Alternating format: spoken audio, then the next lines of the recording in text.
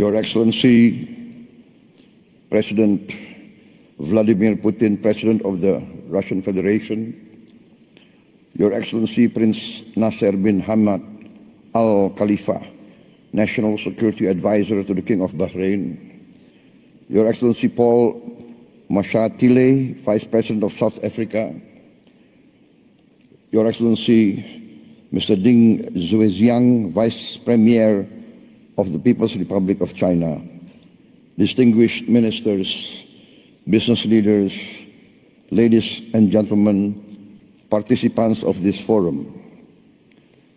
I'm honored here today to be invited and to speak in this forum, the St. Petersburg International Economic Forum 2025. This forum is a forum that combines and gathers leaders from the West, the Global South, the East, and where Eurasia meet.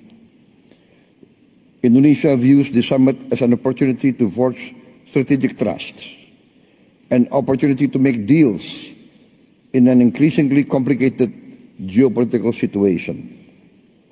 Deals that can benefit our shared survival and our shared success.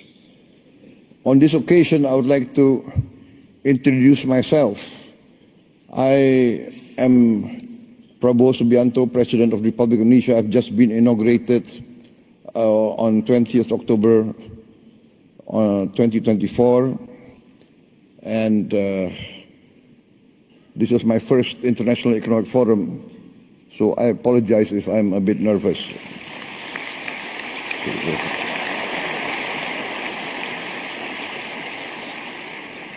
Indonesia is the fourth largest country by population. Every year, there are 5 million new Indonesians arriving in this world. Every year, 5 million. That means every year, a group of people the size of Singapore. So in 10 years, there will be 10 Singapores in Southeast Asia. The size. I give this as an illustration of the size of Indonesia. This gives us great opportunity, but also gives us great challenge. Any leader of Indonesia must think how to feed 5 million more mouths every year, 5 million new school places, etc., etc. The hospitals, and more important and most important is the food. In my opinion, the duty of a government is first to protect its people. And to protect its people means to protect its people from hunger and from poverty and from the suffering of a challenging environment. Therefore, when I took over the government of Indonesia, my main priority was first to achieve self-sufficiency in food. Number two, self-sufficiency in energy. Number three, to improve the education level of Indonesians to be able to compete in the challenging era of the 21st century. And fourth, to speed up the industrialization of Indonesia. Indonesia has been fortunate in being given by the Almighty Lord vast economic resources. Vast economic resources. But these vast economic resources, if not wisely managed, actually can be a curse to our people. We have vast forests. We have vast minerals. We have a lot of commodities that are useful for the world. But this has to be managed well. And therefore, in my opinion, every country needs its own economic policy and its own economic philosophy. One of the big mistakes of many countries in Southeast Asia is that we tend to always follow the biggest and the most powerful power in the world. In the last 30 years, we see the dominance of the neoliberal capitalist classical free market philosophy, which basically tends to be laissez-faire. And the Indonesian elite followed this philosophy. And therefore, in my opinion, we have not managed to create a level playing field for all our people. There is vast growth. We have grown 5% continuously, especially the last 7 years. Yes, 35% in 7 years. But we have not managed to have this so-called trickle-down effect. The wealth remains at the top less than 1%. And this is not a formula for success, in my opinion. Therefore, my position is this, that each country must follow its own economic philosophy. The economic philosophy that is in tune and that can be accepted by each country's culture and each country's background. Therefore, I have chosen the path of compromise, the path of the best of socialism and the best of capitalism. Pure socialism, we have seen, does not work. It's utopia. Pure socialism, we see many chances and many cases people do not want to work. Pure capitalism results in inequality, results in only a small percentage enjoying the fruits of the wealth. But our path is the path of the middle way. We want to use the creativity of capitalism, innovation, initiative. Yes, we need that. But we need government intervention to overcome poverty, overcome hunger, to intervene and to protect the weak. Because there's a danger in developing countries like Indonesia of what we consider the danger of state capture. The collusion between big capital business and government officials and political elite. In the end, the collusion between these two groups does not result in the alleviation of poverty and the widening of the middle class. Therefore, we have chosen the philosophy which, in essence and in simplicity, can be reduced to one sentence. The greatest good for the greatest many. That is our philosophy. Our government must work to bring the greatest good to the greatest many. And in this case, we have to have a clean government, free of corruption. And this, I think, is the key of rapid development.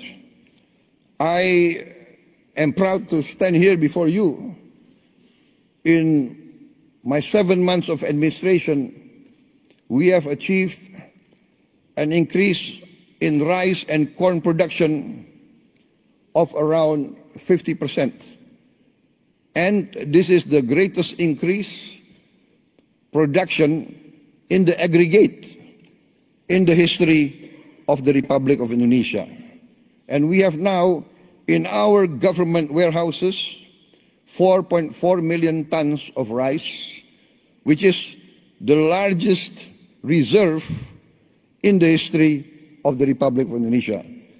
In just a few months of my administration, we increased efficiency, we fight very strongly against corruption, we deregulate, we cut all the regulations which increase inefficiency, and we have seen the rapid results. I believe that if Indonesia can play a good role, a positive role in international relations, for instance, our participation in BRICS, we thank the government of Russia for supporting us to be a member of BRICS very fast. I think we are one of the fastest members to be accepted in BRICS. Also, Madam President, former President of Brazil and President of the New Development Bank, we are also accepted into the member of New Development Bank, also very fast. We thank also the government of China for supporting us and the government of South Africa. And we believe that together BRICS can contribute significantly to stability, prosperity of the world.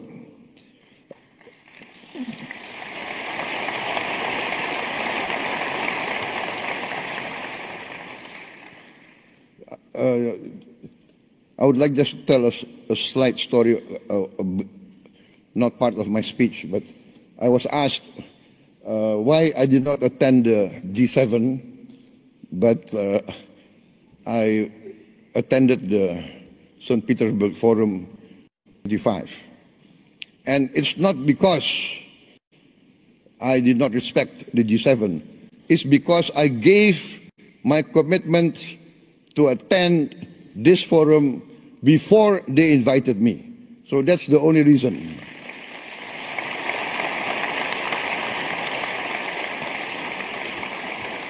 So please don't read too much into the event. Sometimes political observers, they want to read, is this a political statement? Right? No. Indonesia, by tradition, always non-aligned. We respect all countries. Our foreign policy is very simple. One phrase: 1,000 friends, too few. One enemy, too many. We want to be friends with everybody.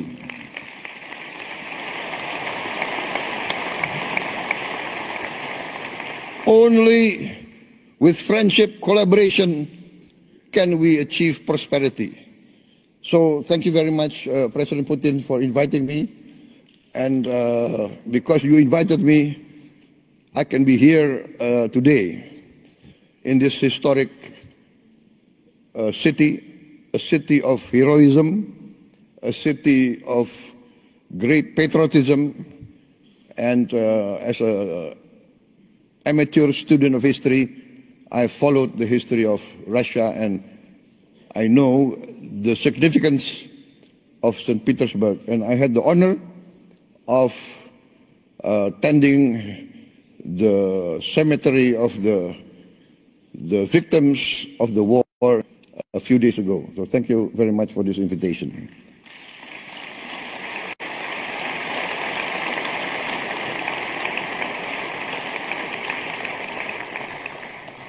For many times I have said in many forums that Indonesia has chosen the path of non-alignment.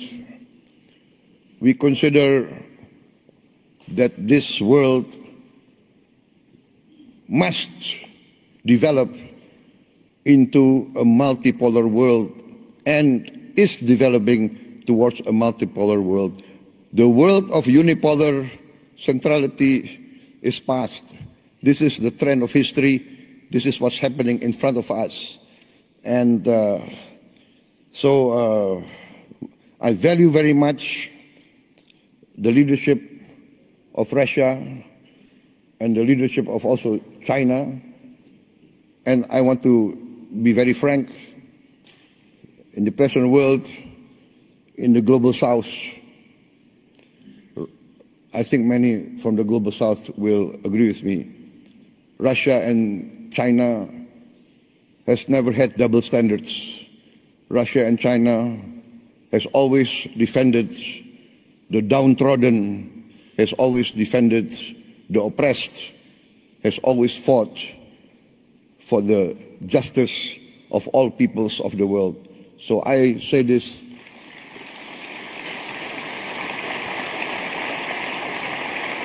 from my heart. Therefore, Indonesia wants to be a good partner and a strong partner. My experts tell me that in this first semester, our economic growth is more than 5%. Actually, it can really end up by the end of this year nearly 7% or even more. So this shows that we have chosen the right path and we are achieving our goals. I'm very convinced that we will achieve our goals within a few years. I've given the target 4 years self-sufficient in food, and we are experiencing that we can be self-sufficient in food within this 1 year. And we will be, in a few years, a net exporter of rice and corn. Also, now I've formed a sovereign wealth fund, which we call Jangan, which means the future energy of Indonesia. So this fund we make to protect the wealth of our children and grandchildren. The fund now has 1,000 billion US dollars of asset under management. And this year we have cash to invest of $18 billion. We want to work together with all strategic partners. We do not ask for assistance. We do not ask for handouts. We want to be a real partner. We want to achieve together real prosperity. We are open for business.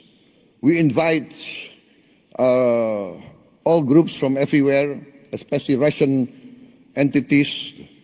Before I was elected, I was an entrepreneur, and I have good relations with Russian corporations. My brother has been active in this area for many, many years, I think more than 2 decades. So we know Russian corporations, and we would like to see Russia participate more in our economy. I've mentioned our foreign policy. We have always been and we will continue to be non-aligned. We thank Russia for helping us and for achieving the Indonesian-Eurasian Union SIPA, Comprehensive Economic Partnership Agreement. And we have completed also negotiations with other groups, Bloc CPTPP, also with the European Union CEPA, and we also request to join OECD. For us, the world and the planet is getting smaller. We will work together with you for peaceful collaboration, peaceful coexistence with all countries. We view with sincere regret the escalation and increase of conflicts around the world, especially in the Middle East, and we hope that all parties can come to a peaceful resolution as soon as possible. I think, distinguished guests, I've come to the end of my short speech. I apologize if what I say is not what is expected of me, but what I say comes from my heart. Thank you very much.